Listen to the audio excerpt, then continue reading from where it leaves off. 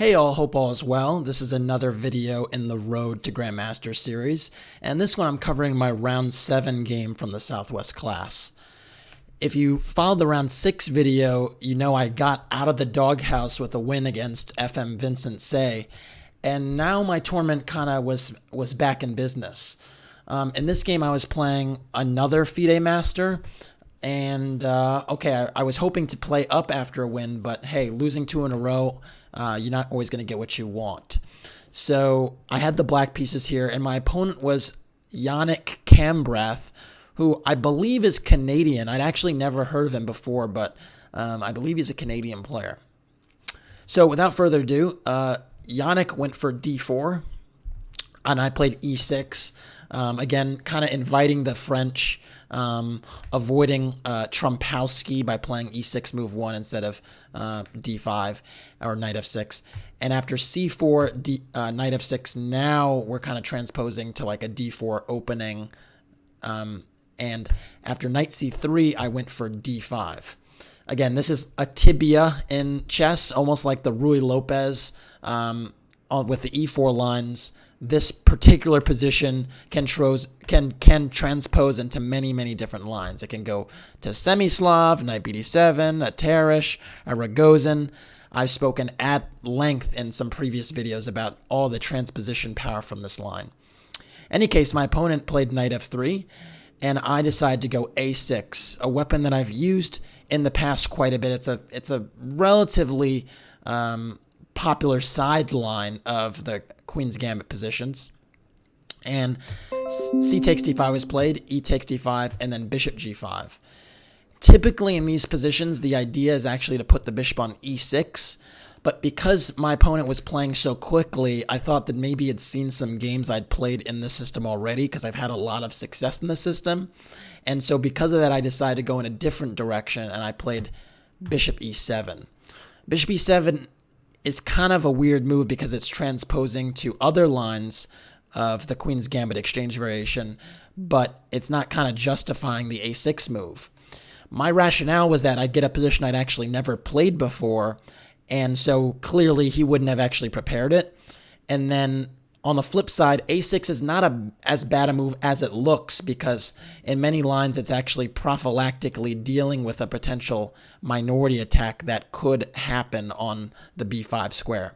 So a6 is not as bad as it looks, even though it does seem like I, am a little bit behind in development.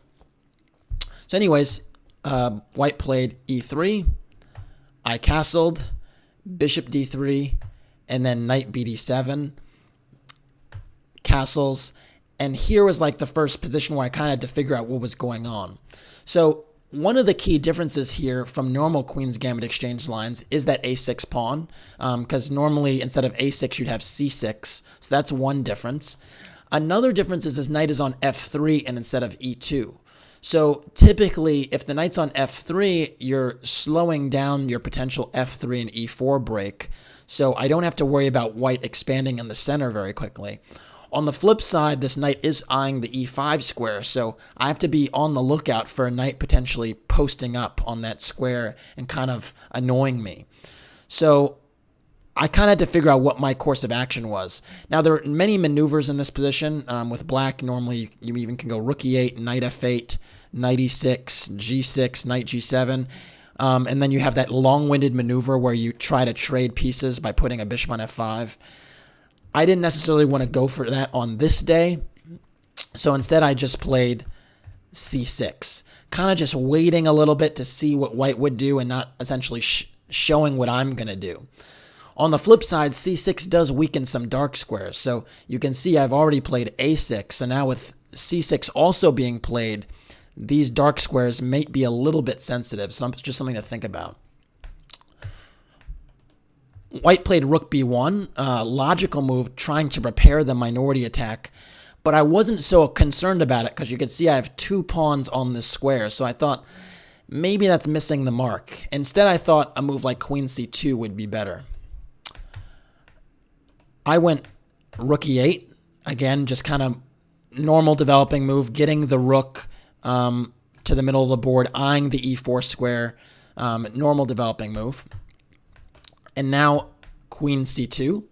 Queen c2 makes a lot of sense. This battery against the pawn on h7 is something I have to look out for. So note that a move like bishop f8 doesn't really work because bishop takes h7 check would lose a pawn because of this pin. So because of that, I went for h6, pushing that bishop away. And here, white has two options. If you watch one of my previous videos in this system that I lost actually from this tournament in round 5, I believe, against Kasper Drozdowski, you know that after bishop h4, there's this knight h5 maneuver, which actually enables you to trade the dark square bishops. So that's always a possibility.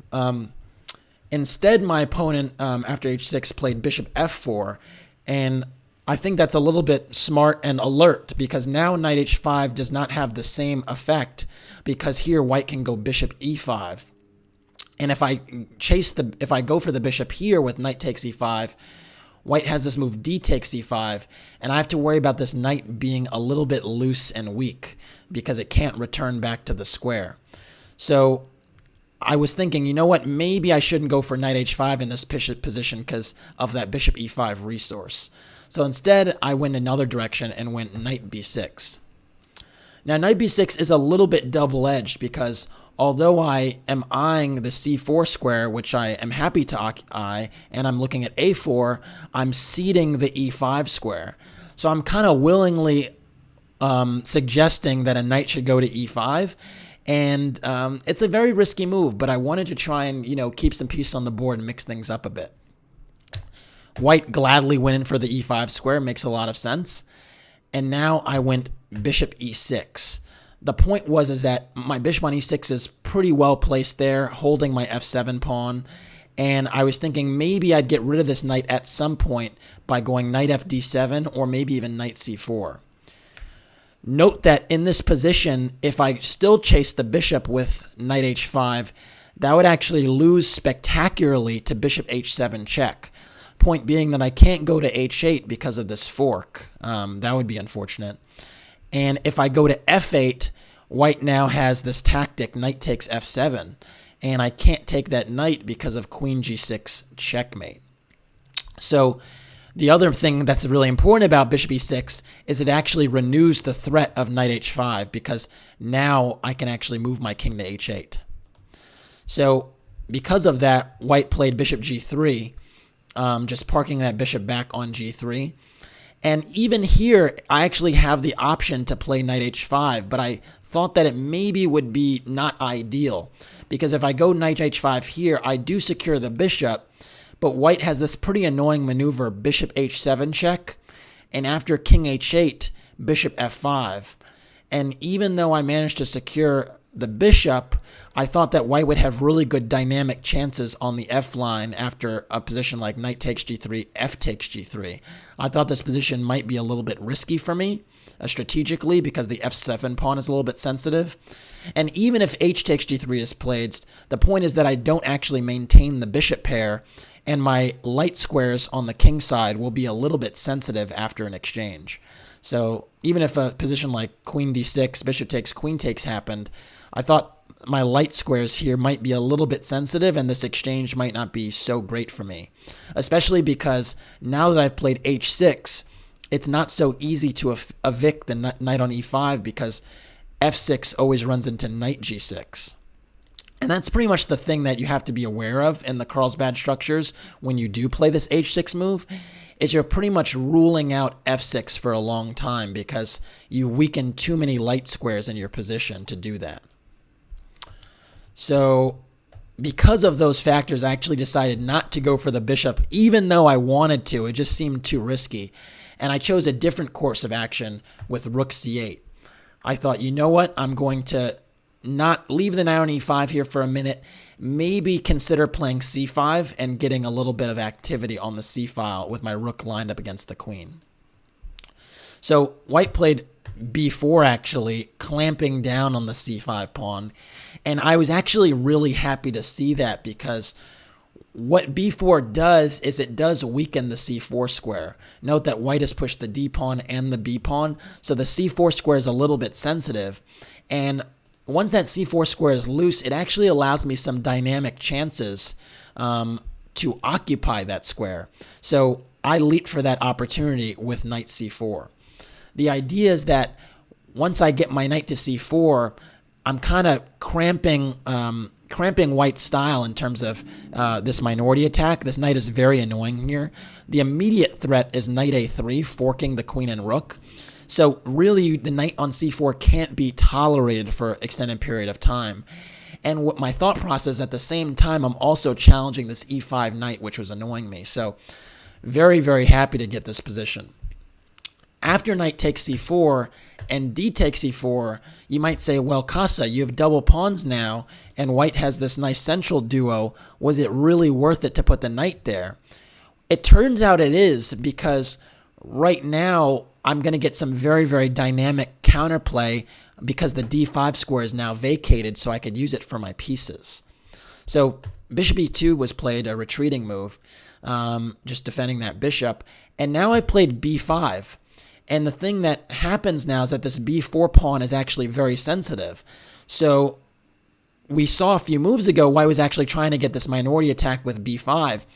But now that I've played b5, I've fixed the b4 pawn as a weakness.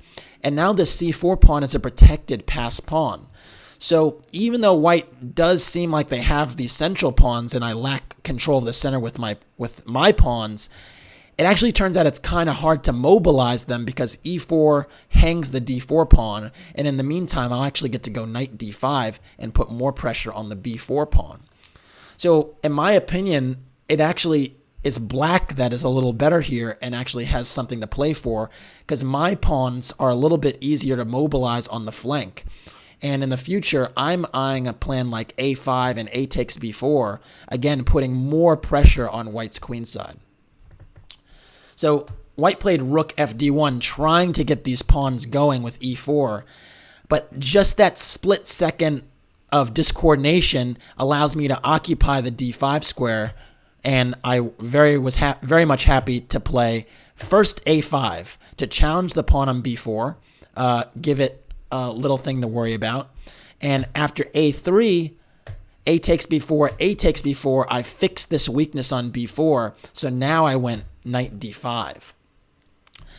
And I think Black's actually a great deal better, because you could just see that if knight takes d5 is played, after c takes d5, not only do I undouble my pawns, I actually have more space in the center, and you can see this b4 pawn is very weak. Additionally, I might even be able to play bishop f5, and if I get on this diagonal, that's going to be a huge problem for White's queen and rook. Last but not least, I have a-file counterplay, so I can consider going rook a8 and rook a4 and getting some counterplay on that flank. So you can see the d5 square actually was something I could use for my pieces, and my queenside pawns are actually more valuable than White's center pawns in this case. Quite a rarity where flank pawns are more valuable than center pawns, but really it's because I could mobilize them faster. So White kind of realized, that Black was kind of taking over the game here, and as a consequence, he actually did not exchange on d5 and instead went e4, trying to get some counterplay in the middle and mix it up. But e4 does hang a pawn on b4, so I was happily capturing that. And I thought here that I should be fairly close to winning if I'm able to kind of deal with this d5 break. So I'm hitting the queen with tempo, always good. The queen has to move. Queen b2 was played. And now the one challenge in my position is just dealing with the consequences of d5. Because after d5, my bishop is hanging. And if White is allowed, a few moves in a row, let's say I make a bad move like g6, d5 and might come with, and it might be pretty unpleasant after like takes, maybe pawn takes, and d6 is also a threat. And that might be a little bit annoying. So I just have to worry about d5. So I thought for quite a while here, trying to figure out, which scenario would be most playable for me, most effective. And I settled on queen d7. It looks like a strange looking move, just allowing d5. But the point is that when d5 is played, I can put my bishop on f5. And now this d6 move isn't as devastating because my queen is actually covering the d7 square. So I was actually worried about scenarios where there'd be d5, d6, d7 with tempo. skewering my two rooks. And now, at least with the queen on d7, that's not possible. The other thing I liked about queen d7 was that if I just elect to play c takes d5 after a d5 break, my queen is actually covering the b5 pawn. So I'm just kind of tidying my pieces before and readying for white's break. And if white does nothing, I'm going to go for it on the queen side. Another thing that the queen on d7 does is it just connects the rooks. And you know how much I like connecting rooks. So white played d5. It's pretty much the only way to get counterplay, but it actually doesn't work. I took on d5, and after e takes d5, I went bishop f5, and I felt pretty good here because direct play just doesn't work. If white goes for d6 here, trying to push the pawn home, hitting my bishop on e7 and blocking off the connection between the knight on b4, I can actually just go bishop f6 and I win material because after queen takes b4, I have bishop takes b1. And, after a move like rook takes b1, I can actually take on c3 and recover my piece and still remain up in exchange with two connected pass pawns. So it turns out that tactically, the move just doesn't work. You can't shove the pawn up the board without losing material. So because I am hitting this rook on b1 and d6 directly doesn't work because of bishop f6, white went for rook a1.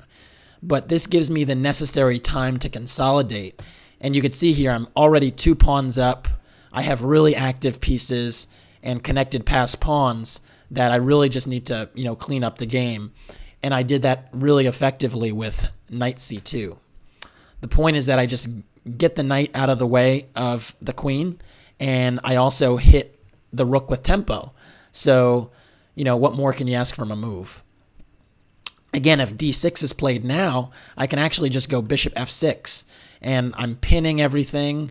Rook takes e2 is a threat, knight takes e1 is a threat, b4 is a threat, everything is a threat here. So, after knight c2, white decided to move the rook again and played rook ac1, and rook ac1 just loses on the spot because it doesn't actually solve the problem of this rook being a target. So I actually just went bishop a3, and now I'm skewering the queen and the rook. And the point is, if you go like queen takes b5, I can actually just go bishop takes c1 and pick off the exchange.